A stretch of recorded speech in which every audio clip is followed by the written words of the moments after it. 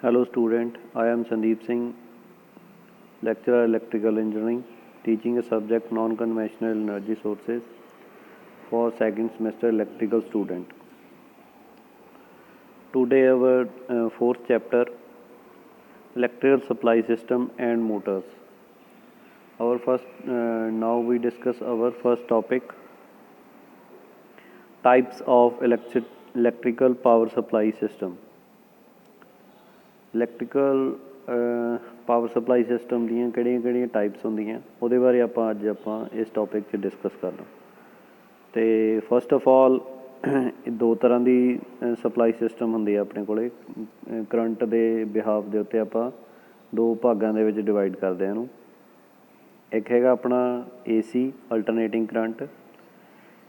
Alternating current is an electrical current ਵਿਚ periodically reversed direction and change its magnitude continuously with time in constraint।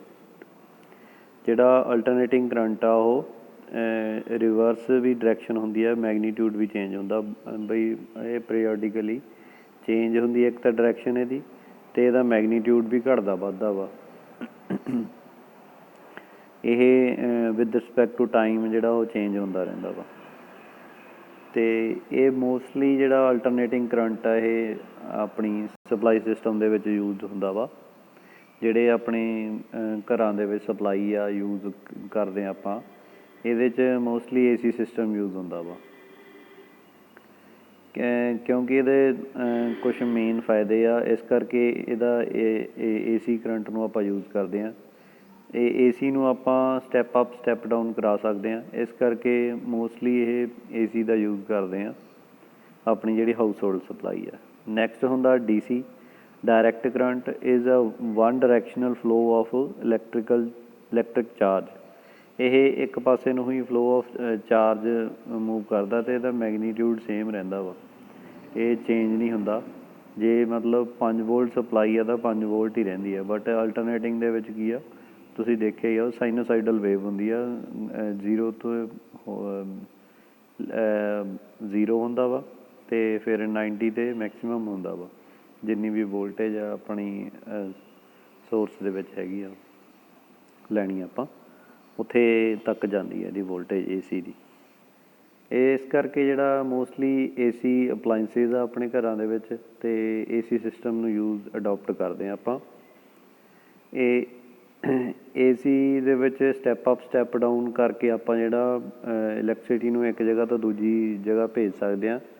ਇਹਦੇ ਨਾਲ ਆਪਾਂ ਨੂੰ economically ਪੈਂਦੀ ਆ ਇਲੈਕਟ੍ਰੀਸਿਟੀ ਜਿਹੜੀ ਆ, ਜਦੋਂ ਆਪਾਂ ਸਟੈਪ ਅਪ ਸਟੈਪ ਡਾਊਨ ਕਰਕੇ ਭੇਜਦੇ ਹਾਂ। ਉਹਦੇ ਨਾਲ ਲੋਸਿਸ ਘੱਟ ਜਾਂਦੇ ਆ ਟਰਾਂਸਮਿਸ਼ਨ ਅਤੇ ਜਿਹੜੀ ਡਿਸਟਰੀਬਿਊਸ਼ਨ ਦੇ ਵਿੱਚ। Next AC supply system main 3 part ਹੁੰਦੇ ਆ ਇਹਦੇ ਵਿੱਚ। There are 3 main parts in AC supply system। ਪਹਿਲਾ ਜਨਰੇਸ਼ਨ, ਜਿੱਥੇ ਜਨਰੇਸ਼ਨ ਹੋਣੀ ਆ। ਜਨਰੇਸ਼ਨ ਕਿੱਥੇ ਹੋਣੀ ਆ, ਕੋਈ ਹਾਈਡਰਲ ਡੈਮ ਆ, ਹਾਈਡਰੋ ਪਾਵਰ ਪਲਾਂਟ ਆ, ਉੱਥੇ ਜਿਹੜਾ ਆਪਾਂ ਇਲੈਕਟ੍ਰੀਸਿਟੀ ਜਨਰੇਟ ਕਰਦੇ ਹਾਂ, ਜਾਂ ਥਰਮਲ ਪਾਵਰ ਪਲਾਂਟ ਆ, ਸਟੀਮ ਪਾਵਰ ਪਲਾਂਟ ਆ, ਅਤੇ ਉਸ ਤੋਂ ਇਲਾਵਾ ਸੋਲਰ ਪਾਵਰ ਪਲਾਂਟ ਆ, ਕੋਈ ਵੀ ਨਿਊਕਲੀਅਰ ਪਾਵਰ ਪਲਾਂਟ ਆ। ਜਿੰਨੇ ਵੀ ਪਾਵਰ ਪਲਾਂਟ ਆ ਉਹਨਾਂ ਤੋਂ ਜਨਰੇਟ ਹੋ ਕੇ ਜਿਹੜੀ ਇਲੈਕਟ੍ਰੀਸਿਟੀ ਨੂੰ ਆਪਾਂ ਕੀ ਅੱਗੇ ਫਿਰ ਟਰਾਂਸਮਿਸ਼ਨ ਲਾਈਨਸ ਨੂੰ ਦਿੰਦੇ ਹਾਂ, ਟਰਾਂਸਮਿਟ ਕਰਦੇ ਹਾਂ ਉਸ ਜਗ੍ਹਾ ਤੋਂ, ਤਾਂ ਕਿ ਜਿਹੜੀ ਜਿੱਥੇ ਆਪਾਂ ਨੂੰ ਯੂਜ਼ ਕਰਨੀ ਆਪਾਂ ਇਲੈਕਟ੍ਰੀਸਿਟੀ ਉੱਥੇ ਪਹੁੰਚ ਸਕੇ। ਜਿੱਥੇ ਡਿਸਟਰੀਬਿਊਸ਼ਨ ਫੈਕਟਰ ਆ ਵੀ ਜਿਹੜੇ ਸ਼ਹਿਰ ਦੇ ਵਿੱਚ ਡਿਸਟਰੀਬਿਊਟ ਕਰਨੀ ਆ, ਉੱਥੇ ਜਿਹੜੀ ਕਿਵੇਂ ਪਹੁੰਚਦੀ ਹੈ। For example Bhakra Nangal dam ਦੇ ਉੱਤੇ ਜਿਹੜੀ ਉਹ ਹਾਈਡਰੋ ਪਾਵਰ ਪਲਾਂਟ ਲੱਗਿਆ ਹੋਇਆ, ਉੱਥੇ ਜਿਹੜੀ ਇਲੈਕਟ੍ਰੀਸਿਟੀ ਜਨਰੇਟ ਕਰਦੇ ਹਾਂ, ਫਿਰ ਉੱਥੋਂ ਟਰਾਂਸਮਿਸ਼ਨ ਕਰਦੇ ਹਾਂ ਜਿੱਥੇ ਵੀ ਕਿਤੇ ਵੀ ਯੂਜ਼ ਕਰਨੇ ਆ। ਫੋਰ ਐਗਜ਼ਾਮਪਲ ਲੈ ਲਈਏ ਆਪਾਂ ਵੀ ਫਗਵਾੜੇ ਯੂਜ਼ ਕਰਨੀ ਆ, ਫਗਵਾੜੇ ਆਪਣੇ ਕੋਲ ਸਬਸਟੇਸ਼ਨ ਲੱਗਿਆ ਹੋਇਆ, ਟਰਾਂਸਮਿਸ਼ਨ ਲਾਈਨ ਦੇ ਥਰੂ ਜਿਹੜੀ ਉਹ ਸਬਸਟੇਸ਼ਨ 'ਤੇ ਇਲੈਕਟ੍ਰੀਸਿਟੀ ਆਊਗੀ। ਉਸ ਤੋਂ ਬਾਅਦ ਫਿਰ ਸਟੈਪ ਡਾਊਨ ਕਰਕੇ ਉਹ ਡਿਸਟਰੀਬਿਊਸ਼ਨ ਕਰਾਂਗੇ, ਫਿਰ ਆਪਣੇ ਘਰਾਂ ਤੱਕ ਆਊਗੀ ਜਿੱਥੇ ਜਿਹੜੇ ਆਪਣੇ DT ਜਾਂ ਡਿਸਟਰੀਬਿਊਸ਼ਨ ਟਰਾਂਸਫਾਰਮਰ ਕਹਿੰਦੇ ਆ, ਉਹਨਾਂ ਦੀ ਹੈਲਪ ਦੇ ਨਾਲ ਇਹ ਸਟੈਪ ਡਾਊਨ ਕਰਕੇ ਆਪਣੇ ਕੋਲ ਇਲੈਕਟ੍ਰੀਸਿਟੀ ਘਰਾਂ ਦੇ ਵਿੱਚ ਪਹੁੰਚੂਗੀ ਅਤੇ ਆਪਾਂ ਆਪਣੀ ਅਪਲਾਈਸਿਸ ਨੂੰ ਯੂਜ਼ ਕਰ ਸਕਦੇ ਹਾਂ। ਪੱਖਾ, ਲਾਈਟ, ਟਿਊਬਾਂ, ਕੂਲਰ, AC, ਫਰਿੱਜ, ਜਿਹੜਾ ਵੀ ਕੁਛ ਹੈ ਜਿਹੜੇ ਆਪਾਂ ਯੂਜ਼ ਕਰ ਸਕਦੇ ਹਾਂ ਆਪਣੇ ਘਰਾਂ ਦੇ ਵਿੱਚ। ਨੈਕਸਟ ਇਹਦੇ 'ਚ ਪੂਰਾ ਸਿਸਟਮ ਦਿਖਾਇਆ ਹੋਇਆ ਕਿਵੇਂ ਕਿਵੇਂ ਜਿਹੜੀ ਜਨਰੇਸ਼ਨ ਹੁੰਦੀ ਹੈ ਅਤੇ ਕਿਵੇਂ ਸਟੈਪ ਅਪ ਕਰਦੇ ਹਾਂ, ਫਿਰ ਸਟੈਪ ਡਾਊਨ ਕਰਕੇ ਜਿਹੜੀ ਆ ਉਹ ਆਪਣੇ ਘਰਾਂ ਤੱਕ ਜਿਹੜੀ ਇਲੈਕਟ੍ਰੀਸਿਟੀ ਪਹੁੰਚਦੀ ਹੈ। ਫਸਟ ਆਫ ਆਲ ਜਿਹੜੀ ਆ generating station, power generation station ਜਿਹੜੀ ਉਹ 11 kV ਦੇ ਉੱਤੇ ਮੋਸਟਲੀ ਕਰਦੇ ਹਾਂ ਆਪਾਂ। ਇਹਨੇ ਦਿੱਤੇ ਹੋਏ ਆ। ਆਪਾਂ ਜਿਹੜੀ ਆ ਉਹ ਇੰਡੀਆ ਦੇ ਵਿੱਚ ਮੋਸਟਲੀ 25 kV ਤੱਕ ਹੀ ਜਨਰੇਟ ਕਰਦੇ ਹਾਂ। ਉਸ ਤੋਂ ਬਾਅਦ ਜੇ ਉਸ ਤੋਂ ਉੱਤੇ ਕਰਨ ਦੀ ਕੋਸ਼ਿਸ਼ ਕਰਦੇ ਹਾਂ ਤਾਂ ਉਹਦੇ 'ਚ ਇੰਸੂਲੇਸ਼ਨ ਦੀ ਪ੍ਰੋਬਲਮ ਆਉਂਦੀ ਆ। ਇਸ ਕਰਕੇ ਜਿਹੜਾ ਮੋਸਟਲੀ ਉਹ 11 kV 'ਤੇ ਹੀ ਜਨਰੇਟ ਹੁੰਦੀ ਹੈ ਇਲੈਕਟ੍ਰੀਸਿਟੀ। ਬਾਹਰਲੇ ਕੰਟਰੀ ਦੇ ਵਿੱਚ ਜਾਪਾਨ ਨੇ ਮਤਲਬ ਸਾਰਿਆਂ ਨਾਲੋਂ ਵੱਧ ਹਾਈ ਵੋਲਟੇਜ ਦੇ ਉੱਤੇ ਜਨਰੇਸ਼ਨ ਕਰਦੇ ਆ, ਜਿਹੜਾ ਕਿ 40 kV ਦੇ ਉੱਤੇ ਜਨਰੇਟ ਕਰਦੇ ਆ ਇਲੈਕਟ੍ਰੀਸਿਟੀ। ਬਟ ਉੱਥੋਂ ਦੀ ਗਵਰਨਮੈਂਟ ਨੇ ਉਹ ਇਹ ਜਿਹੜਾ ਕੰਸੈਪਟ ਆਪਣਾ ਸੇਵ ਮਤਲਬ ਕਿਸੇ ਨੂੰ ਸ਼ੋਅ ਨਹੀਂ ਕੀਤਾ ਵੀ ਕਿਸ ਤਰ੍ਹਾਂ ਉਹ 40 kV ਦੇ ਉੱਤੇ ਜਨਰੇਟ ਕਰਦੇ ਆ। ਇਸ ਕਰਕੇ ਜਿਹੜੀ ਆਪਣੀ ਇੰਡੀਆ ਦੇ ਵਿੱਚ ਜਿਹੜਾ ਉਹ 11 kV 'ਤੇ ਮੋਸਟਲੀ ਜਿਹੜੀ ਜਨਰੇਸ਼ਨ ਹੁੰਦੀ ਆ। ਉਸ ਤੋਂ ਬਾਅਦ ਫਿਰ ਉਹਨੂੰ ਸਟੈਪ ਅਪ ਕੀਤਾ ਜਾਂਦਾ with the help of step up power transformer, ਜੋ ਕਿ ਆਪਾਂ 220 ਜਾਂ 500 kV ਤੱਕ ਜਿਹੜੀ ਉਹ ਸਟੈਪ ਅਪ ਕਰਦੇ ਹਾਂ। ਅਕੋਰਡਿੰਗ ਟੂ ਇਹ ਸਟੈਪ ਅਪ ਜਿਹੜੀ ਟਰਾਂਸਮਿਸ਼ਨ ਲਾਈਨਸ ਦੀ ਲੈਂਥ ਦੇ ਅਕੋਰਡਿੰਗਲੀ ਆਪਾਂ ਕਰਦੇ ਹਾਂ। ਉਹਦੇ ਹਿਸਾਬ ਦੇ ਨਾਲ ਆਪਾਂ ਸਟੈਪ ਅਪ ਕਰਦੇ ਹਾਂ ਵੋਲਟੇਜ ਨੂੰ, ਤਾਂ ਕਿ ਜਿਹੜੇ ਆਪਣੇ ਟਰਾਂਸਮਿਸ਼ਨ ਲੋਸਿਸ ਆ ਉਹ ਘੱਟ ਹੋਣ। ਫਿਰ ਉਸ ਤੋਂ ਬਾਅਦ ਇਹ ਪ੍ਰਾਇਮਰੀ ਟਰਾਂਸਮਿਸ਼ਨ ਕਹਿ ਦਿੰਦੇ ਹਾਂ ਇਹਨੂੰ ਆਪਾਂ। ਇਹ 3 ਫੇਜ਼ 3 ਵਾਇਰ ਡੈਲਟਾ ਕਨੈਕਸ਼ਨ ਦੇ ਵਿੱਚ ਆਪਾਂ ਇਹਨੂੰ ਸਪਲਾਈ ਦਿੰਦੇ ਹਾਂ। ਇਹ ਜਿਹੜੇ ਪਾਵਰ ਟਰਾਂਸਮਿਸ਼ਨ ਟਾਵਰਸ ਦੇਖੇ ਹੋਣੇ ਆ ਉਹ ਬਣੇ ਹੋਏ ਆ ਬਲਿਊ ਲਾਈਨਸ ਦੇ ਵਿੱਚ, ਜਿਹੜੀ ਉਹ ਟਰਾਂਸਮਿਸ਼ਨ ਹੋ ਰਹੀ ਆ।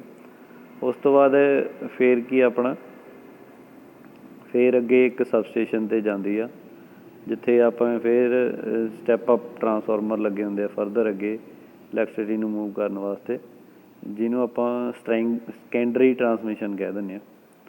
ਸੈਕੰਡਰੀ ਟਰਾਂਸਮਿਸ਼ਨ ਕਹਿ ਦਿੰਦੇ ਹਾਂ।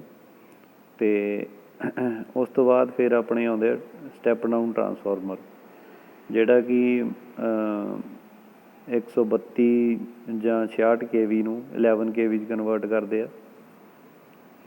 ਉਸ ਤੋਂ ਬਾਅਦ ਫਿਰ ਟਰਾਂਸਮਿਸ਼ਨ ਤੋਂ ਬਾਅਦ ਆਪਣਾ ਆ ਜਾਂਦਾ distribution, primary distribution. 11 kV line ਨੂੰ ਜਿਹੜੀ ਲੈ ਕੇ ਜਾਂਦੀ ਆ, ਅਤੇ ਆਹ ਆਪਣੇ ਅੱਗੇ DT ਲੱਗੇ ਹੁੰਦੇ ਆ ਡਿਸਟਰੀਬਿਊਸ਼ਨ ਟਰਾਂਸਫਾਰਮਰ, ਅਤੇ ਉਹਦੇ ਨਾਲ ਫਿਰ ਆਪਾਂ ਕੀ ਆ ਹੋਰ ਸਟੈਪ ਡਾਊਨ ਕਰਦੇ ਹਾਂ। ਪ੍ਰਾਇਮਰੀ ਡਿਸਟਰੀਬਿਊਸ਼ਨ ਲਾਈਨਸ ਉਹਨਾਂ ਇੰਡਸਟਰੀ ਨੂੰ ਦਿੱਤੀ ਜਾਂਦੀ ਹੈ ਜਿਹੜੇ ਕਿ ਵੱਡੇ ਕੰਜ਼ਿਊਮਰ ਆ, ਜਿਵੇਂ ਕੋਈ ਯੂਨੀਵਰਸਿਟੀ ਆ, ਕੋਈ ਵੱਡਾ ਇੰਸਟੀਟਿਊਟ ਆ, ਕੋਈ ਵੱਡੀ ਇੰਡਸਟਰੀ ਆ, ਉਹਨੂੰ ਕੀ 11 kV ਲਾਈਨ ਦਿੱਤੀ ਜਾਂਦੀ ਆ। ਉਹਦੇ 'ਤੇ ਐਨਰਜੀ ਮੀਟਰ ਲਾਇਆ ਜਾਂਦਾ ਵਾ, ਅਤੇ ਉਹਦੇ ਨਾਲ ਜਿਹੜੀ ਉਹਦੀ ਰੀਡਿੰਗ ਕੈਲਕੂਲੇਟ ਕਰਕੇ ਆਪਣਾ ਬਿੱਲ ਆਉਂਦਾ ਵਾ। ਫਿਰ ਇਸ ਤੋਂ ਬਾਅਦ ਕੀ ਆ, ਇਹ ਸਾਰਾ 3 ਫੇਸ 3 ਵਾਇਰ ਸਿਸਟਮ ਆ। ਉਸ ਤੋਂ ਬਾਅਦ ਫਿਰ ਆਪਾਂ ਸਟੈਪ ਡਾਊਨ ਕਰਦੇ ਹਾਂ 11 kV ਟੂ 440 ਜਾਂ 230 ਵੋਲਟ ਆ। ਇਹ ਜਿਹੜਾ ਸਿਸਟਮ ਆ ਇਹ ਕੀ ਆ 3 face 4 wire star connection system ਆ। ਜਿਹੜਾ ਆਪਣਾ ਡਿਸਟਰੀਬਿਊਸ਼ਨ ਟਰਾਂਸਫਾਰਮਰ ਆ, ਆਹ ਵਾਲਾ ਡਿਸਟਰੀਬਿਊਸ਼ਨ ਟਰਾਂਸਫਾਰਮਰ ਆ, ਇਹਦੇ 'ਚ ਕੀ ਆ ਡੈਲਟਾ ਸਟਾਰ ਕਨੈਕਸ਼ਨ ਹੁੰਦਾ। ਜਿਹੜਾ ਪ੍ਰਾਇਮਰੀ ਸਾਈਡ ਦੇ ਉੱਤੇ ਉਹ ਡੈਲਟਾ ਕਨੈਕਸ਼ਨ ਆ ਟਰਾਂਸਫਾਰਮਰ ਦੇ, ਅਤੇ ਸੈਕੰਡਰੀ ਸਾਈਡ ਦੇ ਉੱਤੇ ਸਟਾਰ ਕਨੈਕਸ਼ਨ ਆ, ਜਿਹਦੇ ਵਿੱਚ ਆਪਾਂ ਨੂੰ 3 ਫੇਸ 4 ਵਾਇਰ ਇੱਕ ਨਿਊਟਰਲ ਵਾਇਰ ਵੀ ਆਪਾਂ ਨੂੰ ਮਿਲਦੀ ਆ, ਜਿਹੜੀ ਆਪਣੀ ਰੈਜ਼ੀਡੈਂਸ਼ੀਅਲ ਆਪਣੇ ਘਰਾਂ ਨੂੰ ਜਿਹੜੀ ਸਪਲਾਈ ਜਾਂਦੀ ਆ। ਇਹਦੇ 'ਚ ਆਪਾਂ 2 ਤਰ੍ਹਾਂ ਦੇ ਨਾਲ ਕਨੈਕਸ਼ਨ ਲੈ ਸਕਦੇ ਹਾਂ। ਇੱਕ ਤਾਂ ਆਪਾਂ ਲੈ ਸਕਦੇ ਹਾਂ ਸਿੰਗਲ ਫੇਸ ਸਪਲਾਈ ਵਾਲਾ ਐਨਰਜੀ ਮੀਟਰ, ਅਤੇ ਦੂਜਾ ਹੈਗਾ 3 ਫੇਸ ਐਨਰਜੀ ਮੀਟਰ ਵੀ ਲਵਾ ਸਕਦੇ ਹਾਂ। ਜਦੋਂ ਤਾਂ ਲੋਡ ਆਪਣਾ 9 kW ਤੱਕ ਹੁੰਦਾ ਵਾ ਤਾਂ ਆਪਾਂ single phase energy meter use ਕਰ ਸਕਦੇ ਹਾਂ। ਜੇ ਆਪਣਾ ਘਰ ਦਾ ਲੋਡ ਜਾਂ ਆਫਿਸ ਦਾ ਲੋਡ ਜਿਹੜਾ ਕਮਰਸ਼ੀਅਲ ਆ ਕੋਈ ਵੀ ਉਹਦਾ 9 ਕਿਲੋਵਾਟ ਤੋਂ ਵੱਧ ਆ ਵਾ ਲੋਡ, ਤਾਂ ਜਿਹੜਾ ਆਪਾਂ ਉਹ 3 ਫੇਸ ਐਨਰਜੀ ਮੀਟਰ ਲਵਾ ਸਕਦੇ ਹਾਂ। ਉਹਦੇ ਵਿੱਚ ਕੀ ਆ, ਆਪਾਂ ਨੂੰ 3 ਫੇਸ ਮਿਲਦੇ ਆ, ਆਰ ਵਾਈ ਅਤੇ ਵੀ, ਅਤੇ ਇੱਕ ਆਪਾਂ ਨੂੰ ਨਿਊਟਰਲ ਪੁਆਇੰਟ ਮਿਲਦਾ। ਬਟ ਜਿਹੜਾ ਸਿੰਗਲ ਫੇਸ ਆ ਉਹਦੇ ਵਿੱਚ ਇੱਕ ਆਪਾਂ ਨੂੰ ਕੋਈ ਵੀ ਆਰ ਵਾਈ ਜਾਂ ਵੀ ਦੇ ਵਿੱਚੋਂ ਇੱਕ ਟਰਮੀਨਲ ਫੇਸ ਦਾ ਲਾ ਦਿੱਤਾ ਜਾਂਦਾ, ਅਤੇ ਇੱਕ ਨਿਊਟਰਲ ਟਰਮੀਨਲ ਦੇ ਉੱਤੋਂ ਜਿਹੜੇ ਆਪਾਂ ਨੂੰ 2 ਵਾਇਰ ਸਿਸਟਮ ਸਿੰਗਲ ਫੇਸ ਜਿਹਨੂੰ ਕਹਿ ਦਿੰਦੇ ਹਾਂ, ਉਹ PVC ਪਾ ਕੇ ਆਪਾਂ ਨੂੰ energy meter single phase 2 input 2 output ਲਾ ਕੇ ਐਨਰਜੀ ਮੀਟਰ ਦੇ ਵਿੱਚ ਉਹਦੇ ਤੋਂ ਆਪਾਂ ਨੂੰ ਜਿਹੜੀ ਇਲੈਕਟ੍ਰੀਸਿਟੀ ਪ੍ਰੋਵਾਈਡ ਕਰਾਉਂਦਾ ਵਾ ਬੋਰਡ ਜਾਂ ਜਿਹੜੀ ਵੀ ਅਥੋਰਿਟੀ ਆ, ਕੋਈ ਪ੍ਰਾਈਵੇਟ ਅਥੋਰਿਟੀ ਆ, ਜਿਵੇਂ ਅਲੱਗ-ਅਲੱਗ ਸਟੇਟਾਂ ਦੇ ਵਿੱਚ, ਆਪਣੀ ਸਟੇਟ ਦੇ ਵਿੱਚ Punjab state power corporation limited ਆ ਪੰਜਾਬ ਦੇ ਵਿੱਚ, ਉਹ ਜਿਹੜੀ ਆਪਾਂ ਨੂੰ ਸਪਲਾਈ ਦਿੰਦੀ ਆ। ਉਹ ਤੋਂ ਜਿਹੜੇ ਕੈਲਕੂਲੇਸ਼ਨ ਜਿਹੜਾ ਐਨਰਜੀ ਮੀਟਰ ਆ, ਜਿੰਨੀ ਆਪਾਂ ਪਾਵਰ ਕੰਜ਼ੰਪਸ਼ਨ ਕਰਾਂਗੇ ਉਹਦੇ ਅਕੋਰਡਿੰਗਲੀ ਆਪਾਂ ਨੂੰ ਕਿਲੋਵਾਟ ਆਰ ਦੇ ਹਿਸਾਬ ਦੇ ਨਾਲ ਆਪਾਂ ਨੂੰ ਜਿਹੜਾ ਪੇ ਕਰਨਾ ਪੈਂਦਾ, ਉਹ 'ਤੇ ਜਿਹੜੇ ਟੈਕਸ ਵਗੈਰਾ ਵਾ ਉਹ ਇਨਕਲੂਡ ਕਰਕੇ ਆਪਾਂ ਨੂੰ ਪੇ ਕਰਨਾ ਪੈਂਦਾ। ਕਿਲੋਵਾਟ ਆਰ ਮਤਲਬ ਵਾਟੇਜ ਪਾਵਰ ਹੋ ਗਈ, ਅਤੇ ਆਰ ਜਿੰਨੇ ਘੰਟੇ ਆਪਾਂ ਜਿਹੜਾ ਚਲਾਇਆ ਉਹ। ਕਿਲੋ ਵਾਟ ਮਤਲਬ ਕਿਲੋ ਦੇ ਵਿੱਚ ਉਹ ਆਪਾਂ ਨੂੰ ਯੂਨਿਟ ਇਹਦੀ ਦੇਣੀ ਪੈਂਦੀ ਆ, ਜਿਹੜੇ ਚਾਰਜਿਸ ਆ 1 ਯੂਨਿਟ ਕਿਲੋ ਵਾਟ ਦੇ ਹਿਸਾਬ ਦੇ ਨਾਲ ਆਪਾਂ ਨੂੰ ਪੇ ਕਰਨਾ ਪੈਂਦਾ ਵਾ। ਇਸ ਤੋਂ ਇਲਾਵਾ ਆਪਣੇ ਕੋਲ ਇੱਕ ਹੋਰ ਕਨੈਕਸ਼ਨ ਹੁੰਦਾ, ਜਿਵੇਂ ਕੋਈ ਵੀ ਆਪਣੀ ਚੱਕੀ ਦਾ ਕਨੈਕਸ਼ਨ ਆ ਜਾਂ ਇਰੀਗੇਸ਼ਨ ਪਰਪਸ ਵਾਸਤੇ ਜਿਹੜੀਆਂ ਮੋਟਰਾਂ ਲੱਗਦੀਆਂ ਵਾ, ਉੱਥੇ ਆਪਾਂ ਨੂੰ 3 ਫੇਸ 3 ਵਾਇਰ ਕਨੈਕਸ਼ਨ ਹੀ ਚਾਹੀਦਾ ਹੁੰਦਾ ਵਾ। ਉਹ ਜਿਹੜਾ ਐਨਰਜੀ ਮੀਟਰ ਆ ਉਹਦੇ 'ਚ ਨਿਊਟਰਲ ਟਰਮੀਨਲ ਦੀ ਆਪਾਂ ਨੂੰ ਜ਼ਿਆਦਾ ਲੋੜ ਨਹੀਂ ਹੁੰਦੀ, ਕਿਉਂਕਿ ਆਪਾਂ ਉਹਨੂੰ ਉੱਥੇ ਮੋਟਰ ਨੂੰ ਹੀ ਰਨ ਕਰਨਾ ਹੁੰਦਾ ਵਾ। ਮੋਟਰ ਜਿਹੜੀ ਆ ਉਹ 3 ਫੇਸ 3 ਵਾਇਰ ਸਿਸਟਮ 'ਤੇ ਚੱਲ ਪੈਂਦੀ ਹੈ, ਜਿਹੜੀ ਆਪਣੀ 3 ਫੇਸ ਮੋਟਰ ਹੁੰਦੀ ਹੈ। ਇਹ ਹੋ ਗਿਆ ਆਪਣਾ ਸਿਸਟਮ ਸਾਰਾ, ਬਈ ਇਲੈਕਟ੍ਰੀਕਲ ਸਪਲਾਈ ਕਿਹੜੀ ਆਪਾਂ ਯੂਜ਼ ਕਰਦੇ ਹਾਂ। ਹੁਣ ਇਸ ਤੋਂ ਅੱਗੇ ਹੈਗਾ ਟੋਪਿਕ ਆਪਣਾ single line diagram. Single line diagram ਦੇ ਹੈਲਪ ਦੇ ਨਾਲ ਆਪਾਂ ਸਾਰਾ ਇਹੀ ਜਨਰੇਸ਼ਨ ਵਾਲਾ ਸਿਸਟਮ ਡਿਸਕਸ ਕਰਨਾ, ਕਿਵੇਂ ਜਨਰੇਸ਼ਨ, ਟਰਾਂਸਮਿਸ਼ਨ ਅਤੇ ਡਿਸਟਰੀਬਿਊਸ਼ਨ ਹੁੰਦੀ ਆ। ਆਹ ਵਾ ਆਪਣਾ ਸਿੰਗਲ ਲਾਈਨ ਡਾਇਗਰਾਮ। ਪਹਿਲਾਂ ਸਭ ਤੋਂ ਪਹਿਲਾਂ ਕੀ ਹੈ, ਜਨਰੇਸ਼ਨ ਹੁੰਦੀ ਹੈ। ਜਨਰੇਟਿੰਗ ਸਟੇਸ਼ਨ ਕਿਤੇ ਵੀ ਆਪਣੀ ਜਿਹੜੀ ਇਲੈਕਟ੍ਰੀਸਿਟੀ ਜਨਰੇਟ ਹੁੰਦੀ ਆ, ਆਪਾਂ ਡਿਸਕਸ ਕਰ ਚੁੱਕੇ ਹਾਂ। ਜਿਹੜਾ 11 kV ਦੇ ਉੱਤੇ ਜਨਰੇਟ ਕਰਦੇ ਹਾਂ, ਫਿਰ ਇਹ 'ਤੇ ਸਟੈਪ ਅਪ ਕਰਦੇ ਹਾਂ। Step up voltage is stepped up to ਕਿੱਥੇ ਤੱਕ, 132 kV, 220 kV, 440 kV ਐਕਸੈਕਟਰਾ 750 ਤੱਕ ਜਿਹੜੀ ਆਪਣੀ ਇੱਥੇ ਪੰਜਾਬ ਦੇ ਵਿੱਚ ਜਾਂ ਕਹਿ ਲਈਏ ਇੰਡੀਆ ਦੇ ਵਿੱਚ 750 ਵੋਲਟ ਤੱਕ ਜਿਹੜੀ ਉਹ ਸਟੈਪ ਅਪ ਕਰਦੇ ਹਾਂ ਆਪਾਂ ਵੋਲਟੇਜ। ਸਟੈਪ ਅਪ ਟਰਾਂਸਫਾਰਮਰ ਦਾ ਆਪਾਂ ਨੂੰ ਕਿਵੇਂ ਪਤਾ ਲੱਗੂਗਾ, ਜਿਹੜੀ ਪ੍ਰਾਇਮਰੀ ਟਰਨਸ ਆ ਉਹ ਲੋ ਆ ਅਤੇ ਸੈਕੰਡਰੀ ਟਰਨਸ ਆ ਹਾਈ ਆ, ਜਿਹੜਾ ਆਪਣਾ ਸਟੈਪ ਅਪ ਟਰਾਂਸਫਾਰਮਰ ਆ। ਆਪਣਾ ਨੈਕਸਟ ਹੈਗਾ ਸਟੈਪ ਡਾਊਨ ਟਰਾਂਸਫਾਰਮਰ। ਸਟੈਪ ਜਿਵੇਂ ਇੱਥੇ ਲਿਖਿਆ ਵੋਲਟੇਜ ਸਟੈਪ ਡਾਊਨ, ਇਹ ਜਿਹੜਾ ਇਹਦੀਆਂ ਪ੍ਰਾਇਮਰੀ ਟਰਨਸ ਆ ਇਹ ਜ਼ਿਆਦਾ ਹੋਣਗੀਆਂ ਅਤੇ ਸੈਕੰਡਰੀ ਟਰਨਸ ਘੱਟ ਹੋਣਗੀਆਂ, ਇਹ ਖਿਆਲ ਰੱਖਣਾ।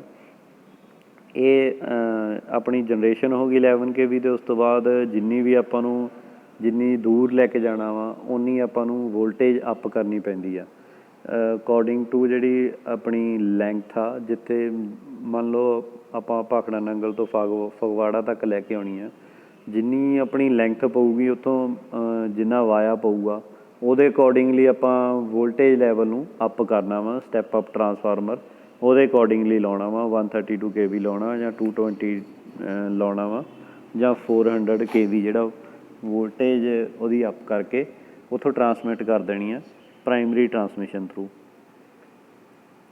ਅਤੇ ਉਸ ਤੋਂ ਬਾਅਦ ਫਿਰ ਆਪਾਂ ਅੱਗੇ ਫਰਦਰ ਇਹਨੂੰ ਟਰਾਂਸਮਿਟ ਕਰ ਦੇਣਾ। ਫਿਰ ਜਿਹੜੀ ਇਹ ਰਿਸੀਵਿੰਗ ਸਟੇਸ਼ਨ ਦੇ ਉੱਤੇ ਸੈਕੰਡਰੀ ਟਰਾਂਸਮਿਸ਼ਨ, ਉਸ ਤੋਂ ਬਾਅਦ ਫਿਰ ਆਪਾਂ ਇਹਨੂੰ ਸਟੈਪ ਡਾਊਨ ਕਰਨਾ ਵਾ ਅਤੇ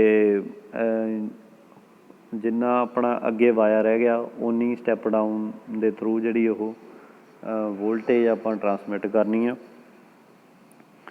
ਕਿਉਂਕਿ ਜੇ ਜ਼ਿਆਦਾ ਆਪਾਂ ਵੋਲਟੇਜ ਵੀ ਮਤਲਬ ਮੰਨ ਲਓ ਆਪਾਂ 400 kV ਤੱਕ ਸਟੈਪ ਅਪ ਕੀਤੀ, ਇਹ ਜੇ ਆਪਾਂ ਫਗਵਾੜੇ ਤੱਕ ਹੀ 400 ਤੱਕ ਲਿਆਏ ਤਾਂ ਆਪਾਂ ਨੂੰ ਉਹ ਵੱਡੇ ਟਾਵਰ ਲਾਉਣੇ ਪੈਣਗੇ 400 kV ਵਾਲੇ, ਅਤੇ ਉਹਦੇ ਅਕੋਰਡਿੰਗਲੀ ਜਿਹੜਾ ਉਹ ਕੰਡਕਟਰ ਚਾਹੀਦਾ ਵਾ ਆਪਾਂ ਨੂੰ। ਇਸ ਕਰਕੇ ਜਿਹੜੀ ਉਹ ਜਿਵੇਂ ਜਿਵੇਂ ਆਪਾਂ ਬਾਇਆ ਆਪਣਾ ਘਟਦਾ ਜਾਊਗਾ ਉਵੇਂ ਉਵੇਂ ਆਪਾਂ ਜਿਹੜੀ ਸਟੈਪ ਡਾਊਨ ਕਰਦੇ ਜਾਵਾਂਗੇ ਵੋਲਟੇਜ, ਅਤੇ ਇਸ ਕਰਕੇ ਆਪਾਂ ਸੈਕੰਡਰੀ ਟਰਾਂਸਮਿਸ਼ਨ ਥਰੂ ਜਿਹੜੀ ਸਟੈਪ ਡਾਊਨ ਕਰਦੇ ਹਾਂ ਵੋਲਟੇਜ, ਅਤੇ ਆਪਣੀ ਵੋਲਟੇਜ ਜਿਹੜੀ ਉਹ 132 kV ਤੋਂ 33 kV ਤੱਕ ਲੈ ਆਉਂਦੇ ਹਾਂ। ਉਸ ਤੋਂ ਬਾਅਦ ਫਿਰ ਆਪਾਂ ਸਟੈਪ ਡਾਊਨ ਕਰਦੇ ਹਾਂ 33 kV to 11 kV ਲਿਆਉਂਦੇ ਹਾਂ, ਜਿਹੜੀ ਕਿ ਆਪਾਂ ਅੱਗੇ ਫਿਰ ਸਬਸਟੇਸ਼ਨ ਦੇ ਉੱਤੇ ਜਿਹੜੀ ਆਪਣੀ 33 kV to 11 kV ਲਿਆਉਂਦੇ ਹਾਂ। ਫਿਰ ਆਪਾਂ ਕੀ ਆ ਪ੍ਰਾਇਮਰੀ ਡਿਸਟਰੀਬਿਊਸ਼ਨ ਨੂੰ ਦਿੰਦੇ ਹਾਂ। ਇਹ 11 kV ਸਪਲਾਈ ਜਿਹੜੇ ਆਪਾਂ ਡਿਸਕਸ ਕੀਤਾ ਸੀ, ਕੋਈ ਵੱਡੀ ਇੰਡਸਟਰੀ ਆ ਜਾਂ ਕੋਈ ਵੱਡੀ ਯੂਨੀਵਰਸਿਟੀ ਆ ਉਹਨੂੰ ਦਿੰਦੇ ਹਾਂ ਆਪਾਂ ਪ੍ਰਾਇਮਰੀ ਡਿਸਟਰੀਬਿਊਸ਼ਨ, ਜਾਂ ਆਪਾਂ ਇੰਡਸਟਰੀ ਕੰਜ਼ਿਊਮਰ ਨੂੰ ਦਿੰਦੇ ਹਾਂ ਜਿਹੜੀ 11 kV ਸਪਲਾਈ ਸਿੱਧੀ। ਫਿਰ ਉਸ ਤੋਂ ਬਾਅਦ ਜਿਹੜੇ ਆਪਣੇ ਆਉਂਦੇ ਆ ਡਿਸਟਰੀਬਿਊਸ਼ਨ ਟਰਾਂਸਫਾਰਮਰ।